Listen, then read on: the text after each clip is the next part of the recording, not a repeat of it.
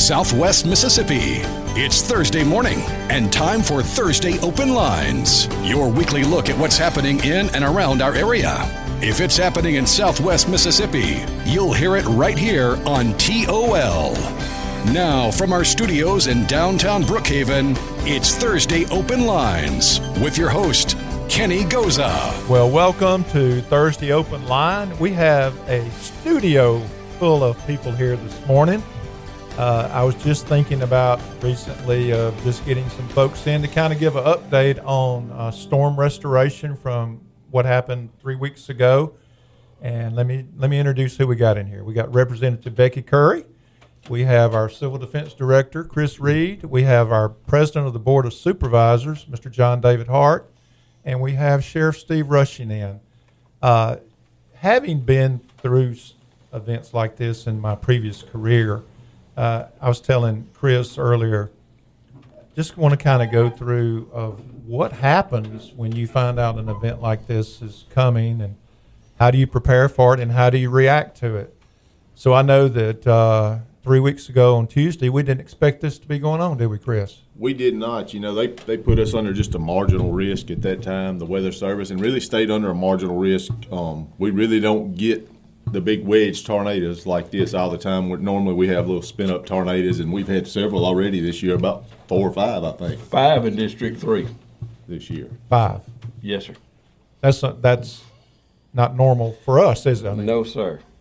You know, so again, looking at previous storms, we all go back to Katrina or something like that. We had days and weeks to prep for that. They kept telling us it was coming, where it was coming in at, all those kind of things. But this is a pop-up. This is a pop-up. You never know where it's going to hit. You know, they put you in a area, and usually it's most of the state that is has a chance for the tornado. So you never know where it's going to be, and a lot of times, you know, people get tired. You're crying wolf.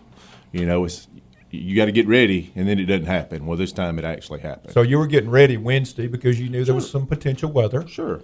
But come 8 o'clock Wednesday night, it was all hands on deck. Sure, and the Weather Service and social media, you've got the YouTubers. If you watch them, if you know weather's coming, I encourage you to watch something like that, because we started watching it at really across the Mississippi River and knew it was coming. You know, there was a lot of warning for this when we had storm chasers that were following it from really the Mississippi River, Garden City, Wilkinson County area. Yeah, I knew it was pretty bad when I ran into some storm chasers, and they were from Germany. I was trying to get some information from them, Becky, and they couldn't understand me, and I couldn't understand them. But, you know, you knew that something that was looking bad, and then I had some Entergy folks call me and say, hey, this thing is coming right up 84. It's coming. So, like I say, I think it started maybe just across the river in Louisiana, touching down, and then it just grew and become a big wedge tornado F3. All right, so at 8 o'clock, what happens? So, you know, we started we're watching it and start getting the reports of damage.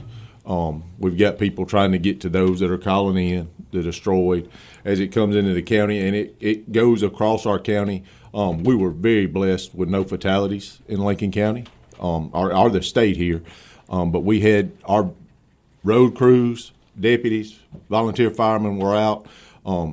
Everybody that was watching, you know, we had Pike County, Copiah County, and Mitt County come in. I mean, we didn't call them; they just come, and that's just a great relationship we have with other counties that are willing to come and help. You know, when the trailer park got hit, but it wasn't just the trailer park. There was people in need throughout the whole county. I think it's 26 miles across our county that was affected by this tornado. So, you know, I was riding down 55 South last week, and we talk about no fatalities, which is absolutely amazing. I mean, that's just a blessing. It is. It's a blessing. But were there any vehicular accidents on I-55 South with all those trees coming down? None that I'm aware of. I'm not going to say there wasn't, because it was so chaotic at that time. But you know, as much as traffic on 55. I don't believe there was. You know, MDOT's and the state's been cutting a lot of those trees back. So what I saw was a lot of those trees fell in off the median, off the right-of-way. So it wasn't in the interstate. And not saying there wasn't some trees in the interstate. I'm sure it was blocked. Well, debris and everything. Yeah, debris. But we were blessed. You know, I don't remember a report of a accident on 55 at that time. And I'll tell you another, just amazing with no injuries. As Chris said, 26 miles across Lincoln County, a mile and a half wide, or wider in spots. All the twisted trees, all that, and all of that was cleared by chainsaws, people working, plus the power company, what they were doing, and there was no injuries dealing with any of that. Exactly. So there was miracles in amongst the storm that people just need to open their eyes and see. Yeah, being an ex-Entergy employee, and I was talking with somebody from Southwest, and the thing that come into my mind and figured me the most is the people willing to go out and start clearing the trees. Right. But you never know when there's a power line in that tree that's still energized. Mm-hmm. And here we are, everybody's trying to do the best they can, as quick as they can to get something, and then have that factor, like you're talking about, no fatality or no injury from electrical issues. We had a pretty good idea there was going to be no power because there was transformers laying in the road before we ever got to the first broke pole. So I was like, we're going on, and we started, and it took us probably 3.5 hours to get 1 mile, and then we turned ahead, tried to get help to them on the 51 side, and it took us from midnight to 4 just to get another 1.5 miles. So in the dark, too. That's the other thing Absolutely. that had happened in the dark. And it rained. It continued to rain. We had the second wave come up Right. about 10:30 that we were not aware of. I received a phone call from one of our guys' daughter. She asked, was Daddy with us? I said, he's behind us somewhere. She said, well, there's rotation coming to Pricedale Drive. I said, well, baby, it's done come through. That's what we're working on. She said, no, Mr. John, it's almost fixing to hit y'all. And she wasn't lying. It got rough, bad, quick. When you mentioned 26 miles, and I've heard this before, what's the width of our county? Is it 26 Yeah. miles? So Yeah, it went so- away, all the way across the county. County line to county line. Well, that night on the Wednesday night when Chris was watching all of this up at the Civil Defense Center, were all the supervisors up there, or he was just keeping you informed as to what was going on? We all tried to stay in our own area because if you get us all in one wad, don't put all your eggs in one basket. So Right. I know, like our guys, at 3 o'clock we come in from our normal work details and we started getting everything fueled up, chainsaws ready, chainsaws sharp, extra chains, anything we could think we needed. Had our equipment kind of spread out in strategic locations, and we just sat there and got ready. And amazing enough, my phone never rang. It hit, and we just knew what we had to do, and we started working. I called my foreman, and I said, get everybody on the way, and, finding the damage was no problem. Then I called Keith as soon as I seen how bad it was, and he brought his crew in from the north, and, it was 2.5 days just getting roads open. Oh, yeah, no doubt. And going back to what we started with the hurricane, we have time to prep. So, but at that point in time, you had to start, like you're talking about, prioritizing, Right. figuring some strategy about where do we go first, what are we going to do first. And so that's where all of you had to be, Sheriff, you, Absolutely. Chris, all the other folks. Where do we start? And the main start is they were getting calls about people trapped, and that was your priority, trying to get help to those folks. Right. But that was a task because, like I say, it was slow go because it was just so much debris. We had the manpower and equipment, but it was, you don't prepare for anything like this. We went to, all three of us and a lot of a road crew, and a lot of their guys went to Walthall County last year. And we worked the area where the fatalities was over there, and all of us said we'll never see anything like that again.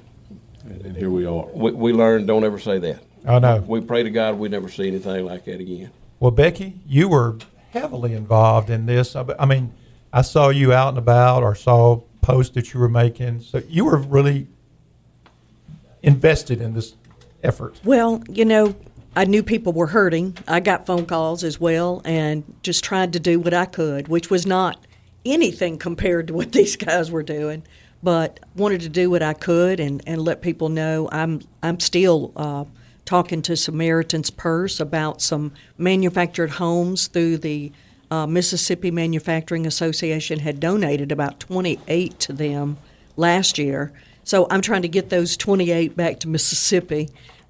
Just different things. We have a lot of people hurting out there. We have a lot of people that lived in manufactured homes and homes that are not there anymore, and they have nowhere to go. Everything cost a lot, and one of the things, unfortunately, they went without was insurance. And they're being asked to get out of hotels, and they're staying with relatives, and I'm sure they're ready for them to have a place to live and life to go on, but where do you start? So these guys went through the worst of everything, believe me, but I just wanted to be there. I just felt this need to get up and help. Right. And hopefully I did. I talked to Chris several times saying, if I get in your way or I do something wrong, say something. But it was just like the community. If you look at how our community came together and did for people, I was feeling the same thing. We can't sit still and not help each other. Right. Well, we're going to take a break. Randy's giving us a break here, and we'll be back in just a minute. We're going to continue this conversation about what all happened a few weeks ago and where do we go from here.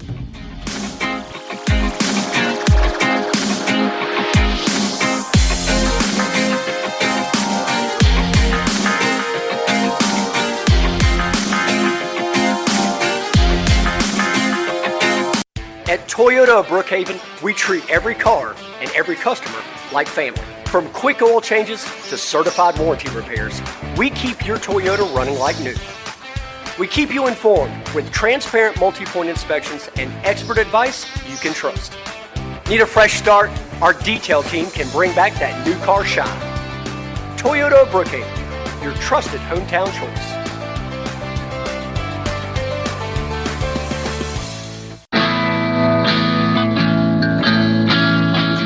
We are back with Thursday Open Line. We're talking about the storm damage our county experienced 3 weeks ago. But I want to thank our sponsors who make the show possible.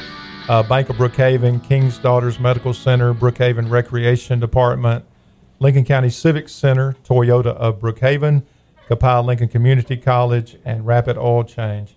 Miss Becky, you were talking about the displaced people, and sometimes on Thursday morning I'll run into somebody and they're going to say, well, who you got on your show today? And all that kind of stuff. And I told them what we were doing this morning, and someone brought up about where are all the people, where have they gone that have been lost their homes, especially in the trailer park.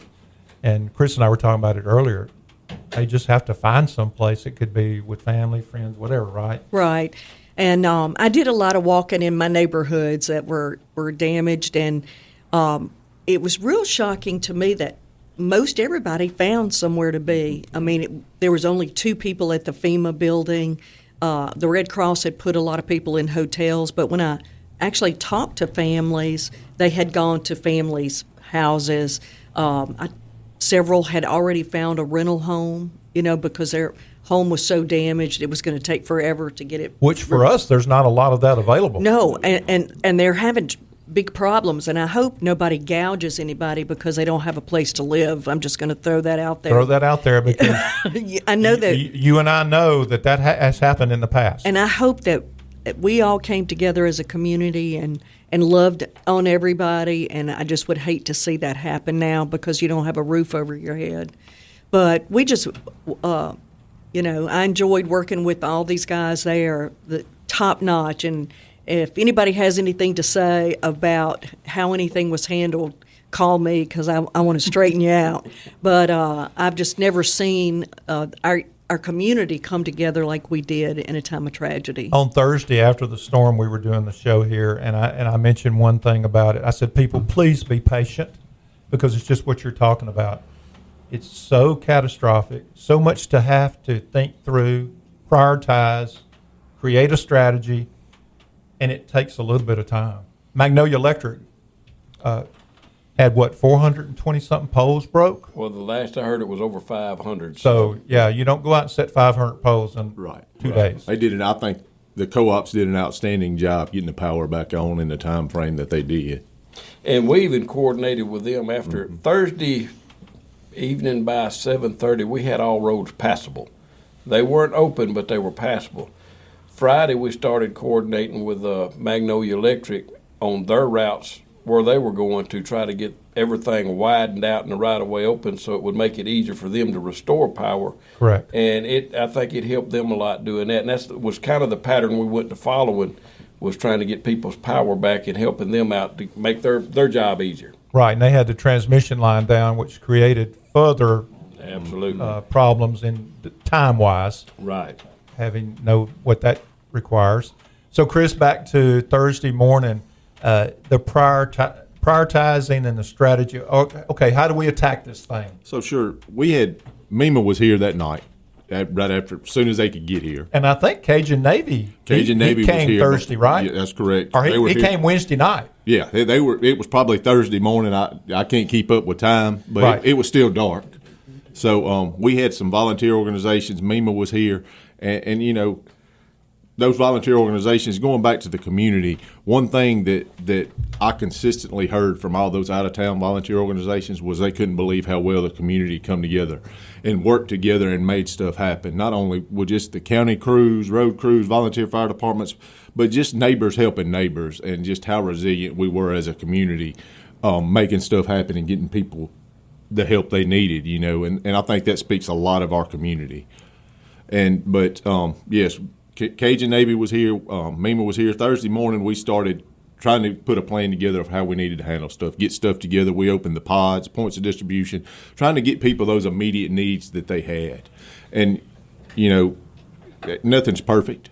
We put them where we thought the needs were and everybody could get to at that time. But like John said, you had the power companies, roads still shut down, people without power, and we just had to work around that stuff. But MEMA was here. It got us everything we needed. I can't say enough about what they did for us, and signed a local emergency that morning. That morning, as soon as we could get the paperwork, we signed it. Signed that local emergency, and I think we'll get into that process here in a few minutes of how that works. But it is a process, and, you know, you're still trying to make sure that everybody's taken care of and meet those immediate needs. At that point, we were still in response mode pretty much through the weekend. Yeah, and again, the priority of, okay, all of this is going on.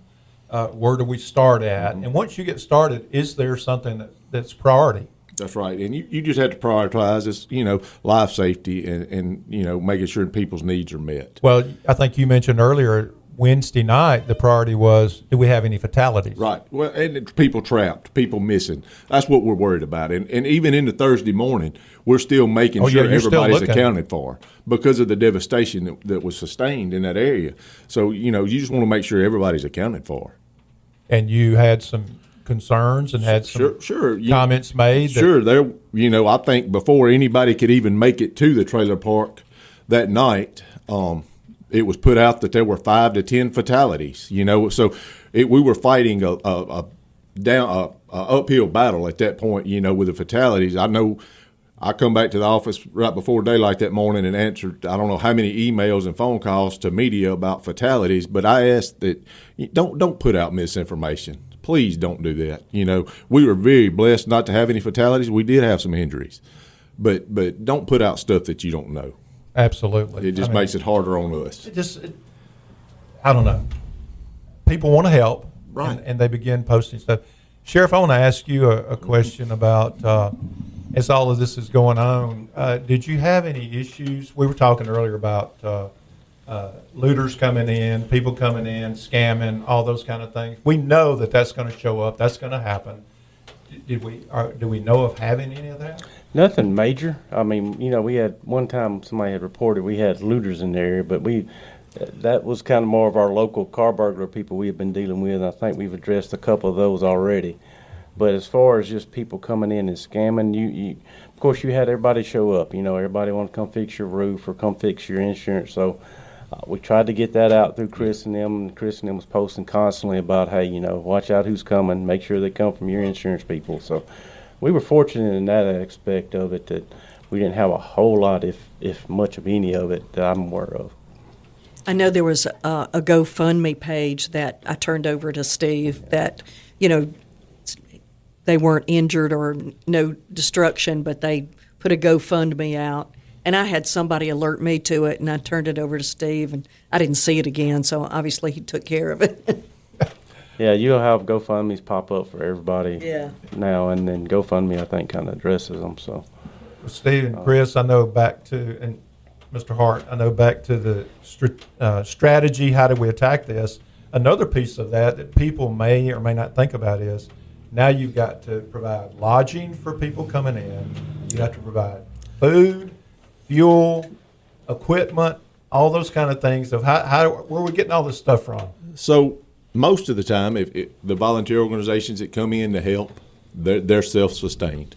They're going to take care of themselves. That's like what Mississippi they do. Baptist, That's right. Disaster relief, they came in with everything. Brother David Williams with the Lincoln County Baptist Association was great in helping, instrumental in putting some of those groups at churches and making stuff happen on that side. And he come by the office one day and I said, I'm sorry, I've been telling people to call you and I didn't call you, but you're handling it, so thank you. But most of ththose folks just need a place to stay. I had people call me and say, we'll sleep in tents. I said, well, we can find a roof over your head. It may not be the best, but that's what they do. That's what they're here for. The volunteer organizations, and I'm not going to name them all because I'll leave somebody out. There's so many of them that have been instrumental in helping us get cleaned up, in helping people just going and cleaning up their yards. You don't know how much that means to those people that may be disabled or elderly that can't do it themselves. So they've been outstanding for Lincoln County. All right, Becky, you this is to you a little bit because again we're talking about MEMA, FEMA, state support, all those kind of things. Declaration of that was signed that night, waiting on the governor to declare emergency, all those kind of things. But looking down the road, what are for people that are displaced or have lost or damaged, those kind of things from a state level? Well, what has to happen? Well, this is the what I was telling everybody earlier was in the session last year, I voted yes for a $120 million package to go to North Mississippi during the ice storm. Believe it or not, it was like a bomb had gone off up there during the ice storm. Oh, been there and done that. I know exactly what you're talking about. And just like Mr. Hart here, he has so much money in his budget, and we're going to spend a whole lot more than he has in his budget. I thought you were going to say Mr. Hart has so much money.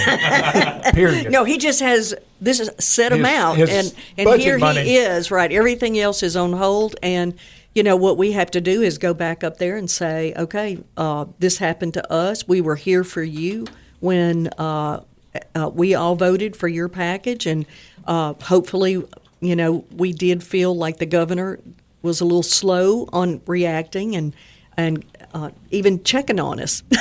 I'm gonna throw it out, and so we just felt like we've been left out, and my job is to make sure that we aren't left out in the future. I was on the phone with Cindy Hyde-Smith yesterday, and now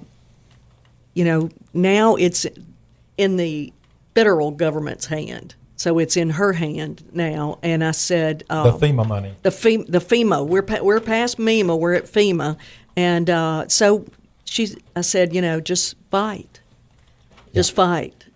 And unfortunately, that's what you have to go up there and do sometimes. And I think we're going to make it. We're all holding our breath because if we don't, it's going to be very expensive for the rest of it here. But as far as housing, we have a long way to go. Okay, we're going to take another break.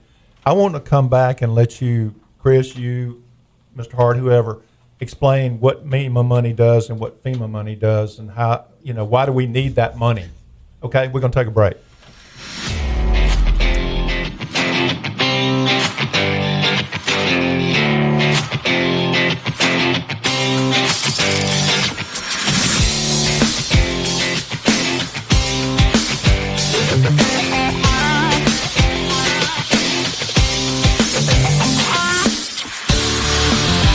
At Brookhaven Monument Company, we understand that a monument is more than a stone. It's a promise to remember. Since 1947, families across Southwest Mississippi have trusted us to tell their loved one's story with dignity and care. We offer quality craftsmanship, stellar service, and one of the largest selections of memorials in the region. Visit us at 807 Highway 51 North in Brookhaven or call 601-833-5701. Brookhaven Monument Company, honoring life with lasting beauty. Okay, we're back, and we just are having a really good conversation about how to respond or what happens when we have a major event like we had 3 weeks ago with the storm. And we're very subject to that. We don't want to think about it, but we're fixing to get into hurricane season. And we've gone through that. We've gone through tornadoes. Becky, you mentioned ice storm. To me, that is absolutely the worst storm of all. It was terrible. It was awful for them. It's the worst to work because it doesn't go away for a day or two. Or a week. Yeah. So we don't want that. But so we were talking about MEMA. Chris, I think it's going to come to you. Explain what those organizations do and what we're waiting on. So I'll kind of go through the process so everybody understands it, because I get a lot of questions. I'm still getting calls every day about it. So what happens is once the local area is overwhelmed, we sign a local proclamation of emergency. We've done that Thursday morning, early. And so that money is coming out of county budgets, right? Well, that just means that we're overwhelmed, and we need. Sure. All the money's coming out of the county budget to begin with, and it will. Even if we get declared, it'll be a reimbursement type thing. So once we sign that local emergency, it sends it up to the state. We give it to MEMA. That was turned in that morning. Like I said, I had MEMA sitting beside me. We'd done that first thing. We were getting all the resources we could from the state that we needed. We thought, so once it goes up to the state, we wait on the governor to sign up a local or a state of emergency. So we've done our part. We've done. After that, you do damage assessments to homes. We got those accomplished within the first couple of days after response is over. We were still meeting people's needs. So we done those, I think, Monday and Tuesday. Had some groups come in, again, just people coming in to help. Other counties coming in to do those damage assessments with us. We do those, and then we had public assistance. The homes are individual assistance, which is the governor has asked for a declaration for both individual assistance for those that had damage to their homes and public assistance, which is assisting with the debris pickup on the roads and any roads that may have been damaged. So we've got a federal declaration, hopefully, for both if we get it. But it goes to the state. The governor has to proclaim a state of emergency, and I can't tell you why that took so long. We were getting what we needed. I'll say that from MEMA. We got our resources. FEMA's been here and done some individual assessments of homes. We had around 281 that we know were impacted, and there's more, and that's fine. If we get declared, we'll set up disaster recovery centers in the affected areas, and people will be able to go and make claims or register for assistance at those disaster recovery centers. And all that's forthcoming if we get declared. I don't want to give anybody false hope. I don't know that we'll get declared. The way that works is the county has to meet a monetary threshold, and then the state has to meet a monetary threshold to be declared. The county is met. I foresee that the state threshold was met, but Lamar County was affected, so we've got to meet that monetary threshold for the state for it to be declared, and it still doesn't mean it is.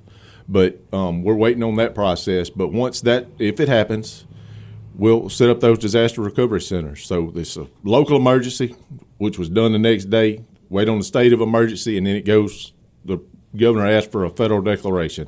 And all that's been done at this point, and Miss Becky knows this, it took 2.5 months for the winter storm to get declared. So it's not an overnight process, unfortunately. And I know people are still hurting, and people are looking for ways to help financially and what they're going to do, especially those without insurance. But at this point, it's out of our hands, and we just have to wait to see what happens next. And like we were talking earlier, if we don't get the federal declaration, we're still going to make it work. Absolutely. Lincoln County will be taking care of whatever we have to do.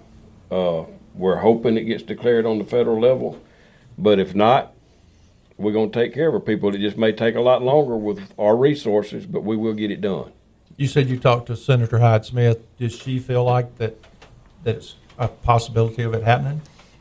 Well, we were talking, and both of us are a little worried because I'm on appropriations, and I will tell you, for appropriations, a lot of the conversation was around the ice storm because we were working money out in February. Yeah, right. And so MEMA really doesn't have a lot of money, and it's been a restructuring from the federal government.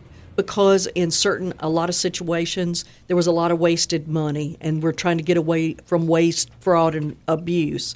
So, a lot of times when you do that, you really do it.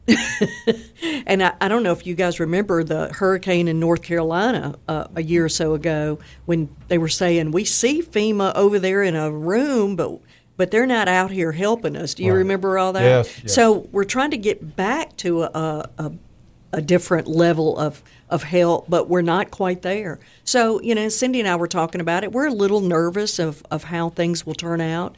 She's up there fighting for us. This is her hometown, and that's the word that I would take away from the conversation. We both said, I said, Cindy, go fight. And she has a good relationship with the president, and I think she'll pull it out.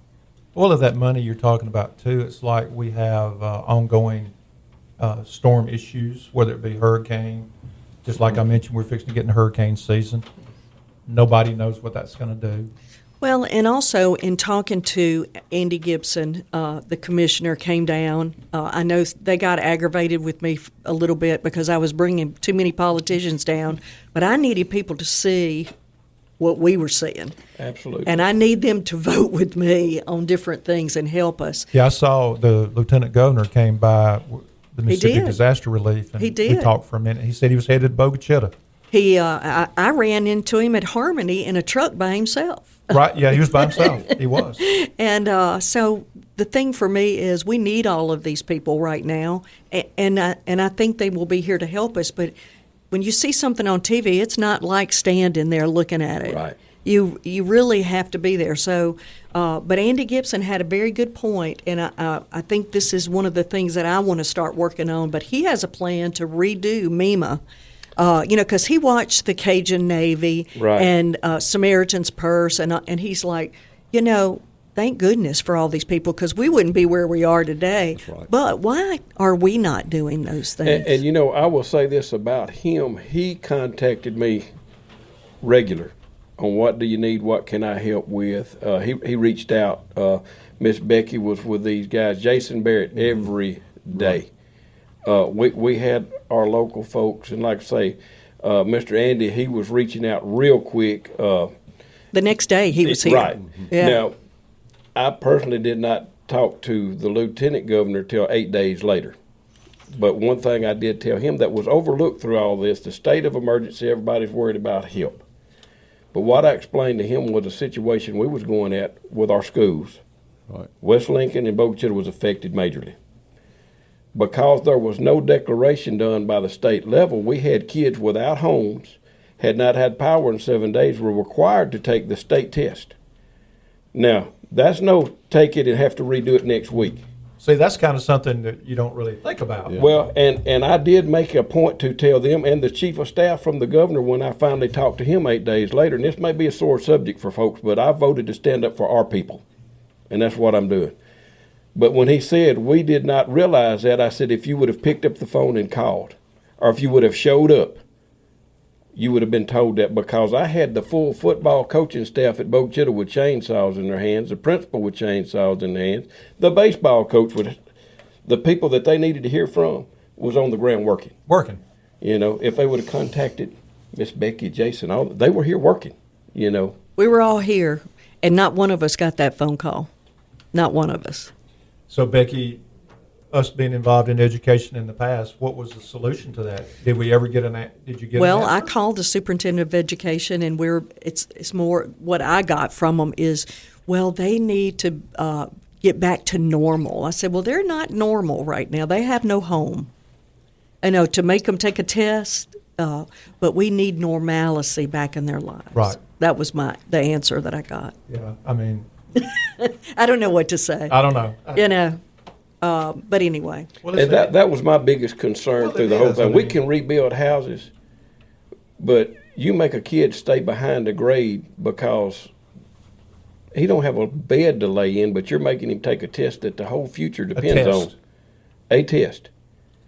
I mean, and there we was can only do better than that. a few days left in school. That was the other thing. Oh, yeah, you're That weeks away from school being out. actually, they were days away. Days away. And they could have just said, everybody, it's time to go home. Right. Or to whatever home you're going to go to. But Right. If it would have been a state championship on the line, we would have rearranged to make that happen. Oh, you better believe it. So, we can do better than that for our future. Everybody wants to talk about education and our future, but, the powers that be drop the ball. Well, yeah, strong proponent of education, the importance of it, but there's times that you just got to think about what do we need to do. That's right. And it wouldn't have been a state. You had 2 schools affected. Yeah. 2 schools. Take care of those 2 schools. Or 3. Yeah, you had Brookhaven had some students also. And also, if it was Enterprise. 4. That's right. So if we had been Rankin County or the Gulf Coast, they'd have been right there with us. Absolutely. But it seems like Southwest Mississippi gets left out of most things, and it's so aggravating to me. How many times have we sung We've that had song? How many times 20 have we years said that? we have been saying that. I mean, that's a whole nother show. That's a whole show. That may be 3 days of shows. Right, but it's kind of aggravating, and we'll change the subject. Yeah, because we're going to get mad. yeah. I want to go back to something you were talking about during the break. It's something that, and I'll just have to confess about something you're talking about. No, this had nothing to do with me. I'm going to call my wife out. She wanted to go sightseeing Thursday or Friday after the storm, and she wanted to go down 583. I said, "You're not going down 583. You can forget it." And she said, "Why?" I said, "Because I've been there and done that. You're out there trying to restore service. You're trying to clean roads. You're trying to clean up debris, and I'm just like on education. I'm gonna get on my soapbox. The biggest impediment that you have is sightseers. It affects your ability to work. Right.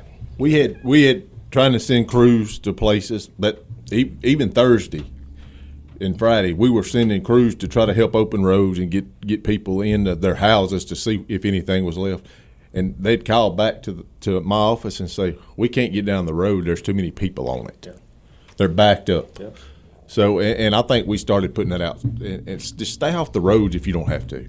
Right. We don't. 51 was like that. 51 was like that. And I'll say it was Stony Brook that they were trying to get to. John was sending somebody, and it was a volunteer. And I can't say enough about not only volunteer firemen, but just volunteers from the community. Right. I'm not going to name any, but there were some that were just instrumental in getting those roads back open. Yeah. Because I don't want to miss anybody. Well, you can't name everybody. You can't name everybody, and I don't want to miss anybody. But it the goes back to the community effort. That's right. I mean, it got to the point during the power stuff, we were just telling the power companies, block the road. Yeah. You got to get your lights back on for everybody. Just block the road. We'll get there when we can, But Sheriff, that's what's so aggravating is when I'll stand out on 51 Highway and it's a steady traffic of people coming to look. Nobody has ever ridden that many times up 51. We just shut the road down, block the road. Unless you live here, don't come down in here. Mr. Hart was talking about it. You block the roads. I've had situations where they move the barricades. They did that on us. Yeah. And it was Saturday. I know the power company. We'd been working with them, and I told them, y'all quit calling asking, can we block a road? Shut it down. Safety of your guys. So Saturday, we had some people aggravated because you had East Lincoln Road, Malibu Road, 583, and Pricedale. The 4 main north and south corridors were all closed, and there were people from out of town was using language we don't use because they couldn't go see. And I know. I just told them, get over it. I rode down Monday down 51, and of course I was looking, and like you said earlier, you see broke pole, and again it takes a little bit of time to get all those in place, to get wire up, and so the utility companies, again, Magnolia did a tremendous job, a tremendous job knowing what they did and what they had to deal with. All right, we're going to take one more break, and we're going to come back and kind of wrap it up.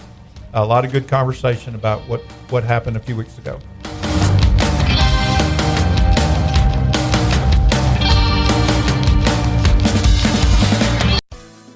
Hey, is your bank responsive to your needs? This is Shannon Aker with Bank of Brookhaven. We understand you have special and unique financial needs that need to be handled carefully. Let us show you we can deliver first-class service with sincerity like an old friend. Remember, for over 25 years now at Bank of Brookhaven, it's all about you. Bank of Brookhaven, member FDIC, equal housing lender.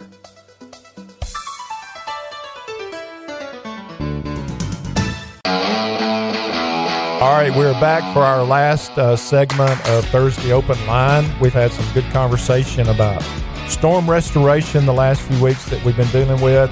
I want to thank our sponsors, Bank of Brookhaven, King's Daughters Medical Center, Brookhaven Recreation Department, Lincoln County Civic Center, Toyota Brookhaven, Capel Lincoln Community College, and Rapid Oil Change. Chris, I just want to close by saying, as we close out, you mentioned a lot of people that you want to thank and help. I want to thank y'all for what you've done, for you as Civil Defense Director, for Mr. Hart, for you as the Board of Supervisors President, Sheriff, Becky, so many others. I mean, we go back to that. It takes a village. It really does take a village. And when you have something like this storm, again, we're going to mention over and over again, there are so many different parts to this thing that has to come together for it to be successful. And you do all you can do. You've done all you can do. We're waiting on some other resources to come in, but we're just in the waiting period. We're just in that waiting period, and unfortunately, that just happens. Unfortunately, if you were in an impacted area and you hadn't already registered, you can call Red Cross and register with them. They were providing some assistance to those that were in dire need. That number is 1-800-733-2767. It's 1-800-733-2767. And that's American Red Cross. Right now, that's the only avenue we have that you can register with for any kind of assistance. If that changes, we'll be putting it on the radio, social media, newspaper, getting that out of where those centers will be located if we get federally declared. And just back to just volunteers, and we're blessed with a great board right now that works together well. They helped each other. Somebody I forget to dispatch. They were. I'm over the 911 coordinator also, and they get so easily overlooked. But they were just so. That night it was crazy in there. My family, and they come in and volunteer. John's wife showed up at my office the next morning, and I hugged her neck, and she said, "I'm just here to answer the phone." Just stuff like that. And I've got a deputy director that was just great. He was on the ground. Him and Steve were one of the first ones to make it to the trailer park. And so many volunteer firemen and volunteer organizations that have just been instrumental in the response and recovery. But again, for your role, so you're talking about hundreds of people. Sure.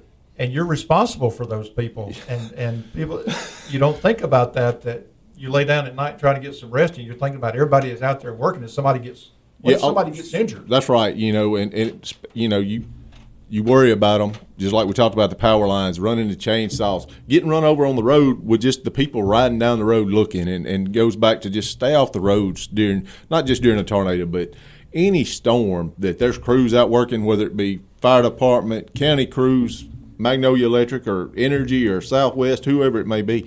Give those people time to make that restoration. And the more you get on the roads and slow them down, the longer it's going to take for whatever it is they're trying to do to happen. Doing. Whether it's your power or getting the road back open or whatever it is, you're just slowing them down. That's right. I want to say one thing. All the blessings we've had, and when you see people without a home talking about how blessed they were, one thing I mentioned in church the weekend afterward is we have heard how bad this storm is. Everybody's talking about how bad it is, but we forget how great God was. That's and right. How great God is. To have that much destruction and everybody walk away. Some was injured, but everybody kept their life. All the preventive injuries, God showed miracles in the storm. People say miracles was in the Bible. Miracles was in Lincoln County May the 6th. Amen. And I want to give him credit we went 20-something hours without sleep. He protected us. He gave us the strength. And he's blessed Lincoln County with some great people in place.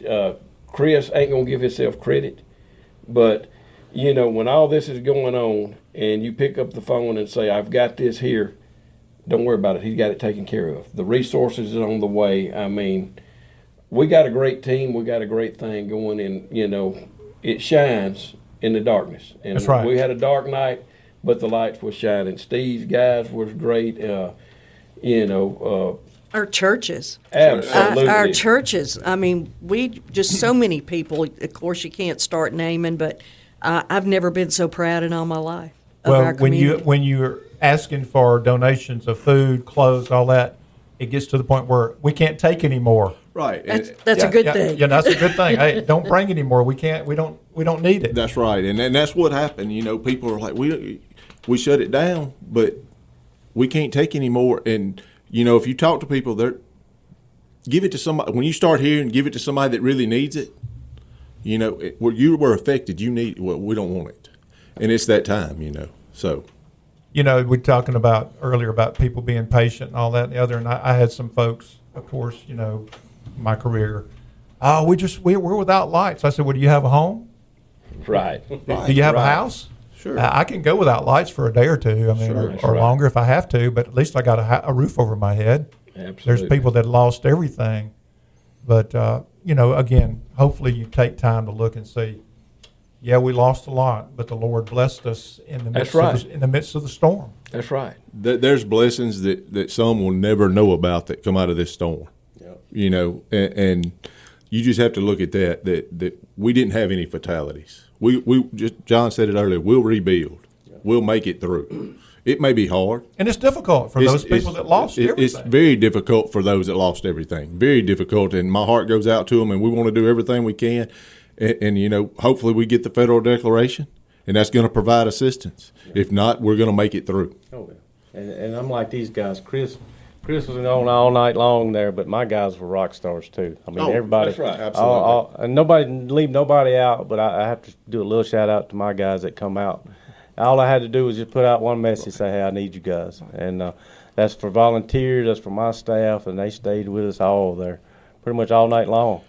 You know, we're blessed with the people we have working in our county and volunteering in our county. Right, the volunteer fire departments were out cutting we cut through the weekend. I mean, they put in as many hours as we did, and you know, for free.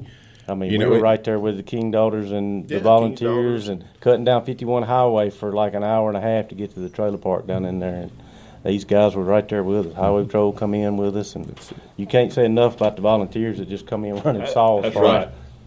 And you know, one of the groups that's looked out of in all this is the spouses that had to stay home worrying about their spouses out doing the job. Absolutely. It takes special spouses to live that life when you got somebody going out for that. Oh, yeah, you're right. And we didn't mention the city, but the city of Brookhaven has been anything we needed. The mayor has been great with everything we needed, and just a shout out to them. The chief come helped in dispatch. The chief come helped in dispatch that night. You know, we called in. I was trying to get out the door and do stuff, and I said, call in whoever you need. I don't care if you got to get everybody back up here. Just make it happen. So, but everybody, other county, like I said, Amite County, their director, JD, was here with me for a week helping me, sitting by my side with me and making sure we had everything going the right way. And Copiah and Pike County, look, they come in and started, they were cutting on 51 from north and south, you know. And come from the south. That's right. Take people to the hospital. That's right. Pike County Sheriff was here.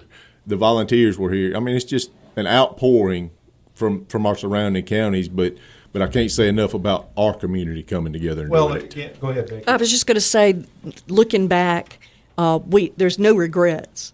You know, we don't have to sit here and analyze, oh, my gosh, what went wrong locally. It had happened. And I'm proud of that because I can go back and say, we did everything we could. And that's a big statement to be able to go back and say. Yeah, could you have done some things maybe different? But overall, you did everything good. Everything was perfect as far as I saw. I couldn't have asked for better from these guys and all of these folks. I'm just telling you, I don't have regrets over anything, and hopefully going forward, it'll work out just as well as Sheriff, you're talking about the response of the community and stuff, and historically, we have to say about Lincoln County, historically, between sheriff, police, mayor, county, civil defense, utility companies, first responders, all of that stuff. We have proven people come into this town when we have events like, and they go like, "Man, y'all work really good together. It's amazing how y'all work together." Yeah, Cajun Navy made a comment. He was like, "I can't believe y'all just turned around and said, hey, whatever you need," So, we're awesome here in our community. Right. People just don't realize it. All right, well, we're out of time. Randy's going to cut us off. He's not going to give us a break. He's just going to cut us off. Thank you guys for coming in. I hope we've given you a lot of good information. Again, thanks to all the people in Lincoln County and surrounding areas for what we did. Like I said, Becky, a great job by all. I agree. Thank you guys so much. Thank you. Have you ever